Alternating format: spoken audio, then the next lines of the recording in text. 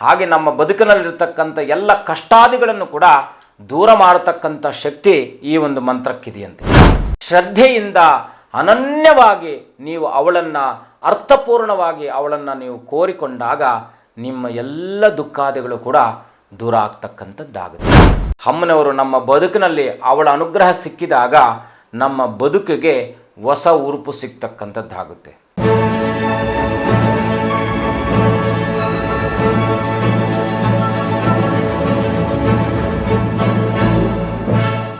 ಶ್ರೀ ಗುರುಭ್ಯೋ ನಮಃ. ಹೈಂ ಹ್ರೀಂ ಶ್ರೀಂ ಶ್ರೀಮಾತ್ರೇ ಲಲಿತಾಂಬಿಕಾಯೈ ನಮಃ.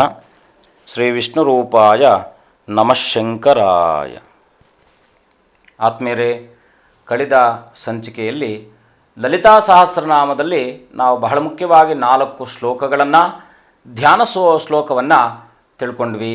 ಆ ಧ್ಯಾನ ಶ್ಲೋಕ ಮತ್ತು 4 ಶ್ಲೋಕಗಳನ್ನು ಪಾರಾಯಣ ಮಾಡೋದರಿಂದ ಹೇಗೆ ನಮ್ಮ ಬದುಕನ್ನು ತಾಯಿ ರಕ್ಷಕಳಾಗಿ ಬದುಕಿಗೆ ರಕ್ಷಕಳಾಗಿ ನಿಲ್ತಾಳೆ ಅಂತಕ್ಕಂಥದ್ದನ್ನು ತಿಳ್ಕೊಂಡ್ವಿ.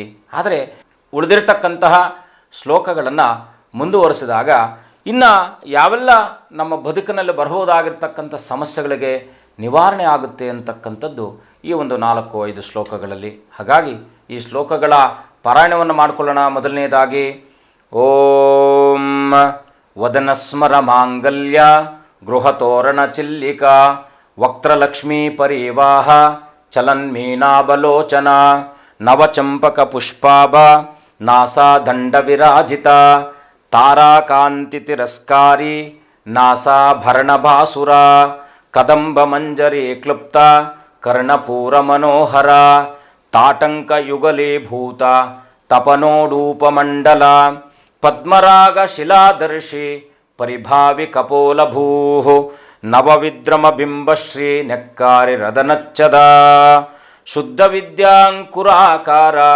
ದ್ವಿಜಪಂಕ್ತಿದ್ವಯೋಜ್ವಲ ಕರ್ಪೂರ ವೀಟಿಕಾ ಮೋದ ಸಮಾಕರ್ಷ ದಿಗಂಬರ. ಈ 4 ಶ್ಲೋಕಗಳಲ್ಲಿ ಅಮ್ಮನವರು ಬಹಳ ಮುಖ್ಯವಾಗಿ ಹೇಗೆ ನಮ್ಮ ಬದುಕನ್ನು ಒಂದು ಮನೆಯನ್ನು ಸಿಂಗರಿಸಬೇಕಾದ್ರೆ ಒಂದು ಹಬ್ಬ ಹರಿದಿನಗಳಲ್ಲಿ ಹೇಗೆ ನಾವು ಮನೆಯನ್ನು ಸಿಂಗರಿಸ್ತೀವಿ, ಒಂದು ಯಾವುದೋ ಮನೆಯಲ್ಲಿ ಒಂದು ಶುಭತಮವಾಗಿರ್ತಕ್ಕಂಥ ಶುಭ ಕಾರ್ಯಾದಿಗಳನ್ನು ಮಾಡುವಂತಹ ಸಂದರ್ಭದಲ್ಲಿ ಹೇಗೆ ಮನೆಯನ್ನು ಅಲಂಕಾರವನ್ನು ಮಾಡ್ತೀವಿ, ಸುಣ್ಣ ಬಣ್ಣಗಳನ್ನು ಹೊಡೆದು ಒಂದು ಮನೆಯಲ್ಲಿ ಏನೋ ಕಾರ್ಯಕ್ರಮ ನಡೀತಾ ಇದೆ ಅಂತಾದಾಗ ನಾವು ಎಲ್ಲ ಒಂದು ಕಾರ್ಯವನ್ನು ನಾವು ಮಾಡ್ತಕ್ಕಂಥವ್ರು ಆಗ್ತೀವಿ. ಹಾಗೆ ಅಮ್ಮನವರ ಈ ಒಂದು ಶ್ಲೋಕಗಳಿಂದ ವದನಸ್ಮರ ಮಾಂಗಲ್ಯ ಗೃಹ ತೋರಣ ಚಿಲ್ಲಿಕಾ, ಮಾವಿನ ಎಲೆಯನ್ನು ಒಂದು ತೋರಣಕ್ಕೆ ನಾವು ಅಂದರೆ ಬಾಗಿಲಿಗೆ ಕಟ್ಟಿದಾಗ ತೋರಣದ ರೀತಿಯಲ್ಲಿ ಕಟ್ಟಿದಾಗ ಹೇಗೆ ಆ ಮನೆಯ ಅಂದ ಹೆಚ್ಚಾಗುತ್ತೋ ಹಾಗೆ ಅಮ್ಮನವರು ನಮ್ಮ ಬದುಕಿನಲ್ಲಿ ಅವಳ ಅನುಗ್ರಹ ಸಿಕ್ಕಿದಾಗ ನಮ್ಮ ಬದುಕಿಗೆ ಹೊಸ ಉರುಪು ಸಿಗ್ತಕ್ಕಂಥದ್ದಾಗುತ್ತೆ. ವದನಸ್ಮರ ಮಾಂಗಲ್ಯ ಗೃಹ ತೋರಣ ಚಲ್ಲಿಕಾ ವಕ್ತ್ರಲಕ್ಷ್ಮೀ ಪರಿವಾಹ ಚಲನ್ಮೀನಾಭಲೋಚನ ನವಚಂಪಕ ಪುಷ್ಪಾಭ ನಾಸಾದಂಡ ವಿರಾಜಿತ. ಅಂದರೆ ಈ ಸಂಪಿಗೆ ಹೂವು ಮಗ್ಗಿನ ಒಂದು ಸಂದರ್ಭದಲ್ಲಿ ಎಷ್ಟು ಆ ಒಂದು ಸಂತೋಷವಾಗಿ ಅದನ್ನು ನೋಡಲಿಕ್ಕೆ ಎಷ್ಟು ಆನಂದ ಆಗುತ್ತೆ.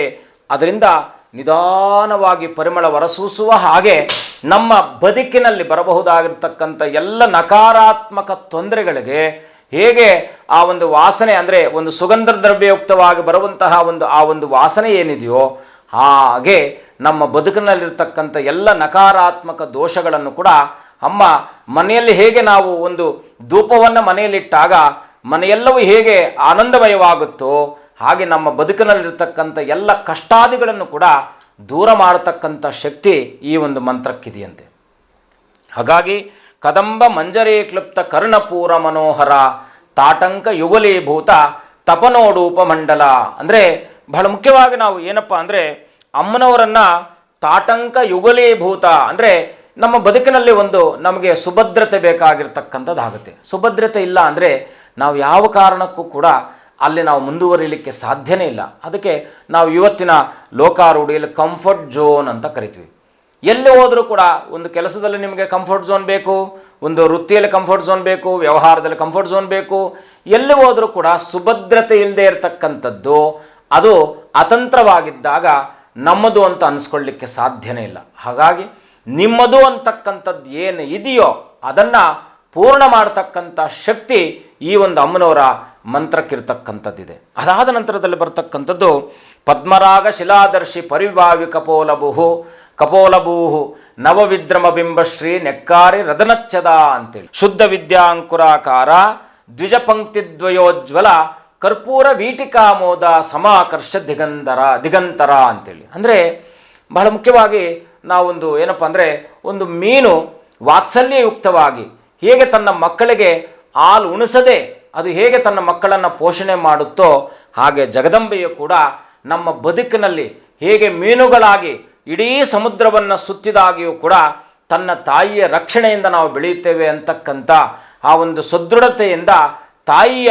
ಹೆಜ್ಜೆಯನ್ನು ಹೇಗೆ ಅವರು ಪರಿಪಾಲನೆಯನ್ನು ಮಾಡುತ್ತಾರೋ, ನಮ್ಮ ಬದುಕಿನಲ್ಲಿ ಕೂಡ ನಾವು ತಾಯಿಯ ಈ ಒಂದು ಮಂತ್ರದ ಪರಿಪಾಲನೆಯನ್ನು ಮಾಡಿದಾಗ ನಮಗೆ ಹೇಗೆ ವಾತ್ಸಲ್ಯಕಾರಕರಾಗಿರ್ತಕ್ಕಂಥ ಜಗದಂಬೆ ಆಗಿರ್ತಕ್ಕಂಥ ದೇವತೆ ಆಗಿರ್ತಕ್ಕಂಥ ಶ್ರೀಮಾತೆಯು ಸರ್ವ ಮಂಗಳಮಯವಾಗಿರ್ತಕ್ಕಂಥ ಜಗದಂಬೆಯು ನಮ್ಮನ್ನು ನಿತ್ಯ ನಿರಂತರವಾಗಿ ಪೋಷಣೆ ಮಾಡತಕ್ಕಂಥ ಶಕ್ತಿ ಆಕೆ ತೆಗೆದುಕೊಳ್ತಾಳಂತೆ. ಹಾಗಾಗಿ ಅದಕ್ಕೆ ಈ ಲಲಿತಾ ಸಹಸ್ರನಾಮವನ್ನು ನೀವು ಎಷ್ಟು ಆನಂದವಾಗಿ, ಎಷ್ಟು ಸಂತೋಷವಾಗಿ, ಎಷ್ಟು ಲೀಲಾ ವಿನೋದವಾಗಿ ನೀವು ಆ ಜಗದಂಬೆಯಲ್ಲಿ ತನ್ಮಯತೆಯಿಂದ, ಭಕ್ತಿಯಿಂದ, ಶ್ರದ್ಧೆಯಿಂದ ಅನನ್ಯವಾಗಿ ನೀವು ಅವಳನ್ನು ಅರ್ಥಪೂರ್ಣವಾಗಿ ಅವಳನ್ನು ನೀವು ಕೋರಿಕೊಂಡಾಗ ನಿಮ್ಮ ಎಲ್ಲ ದುಃಖಾದಿಗಳು ಕೂಡ ದೂರ ಆಗ್ತಕ್ಕಂಥದ್ದಾಗುತ್ತೆ. ಶುಭಂ ಭೂಯಾತ್. ಲೋಕ ಸಮಸ್ತ ಸುಖಿನೋ ಭವಂತು.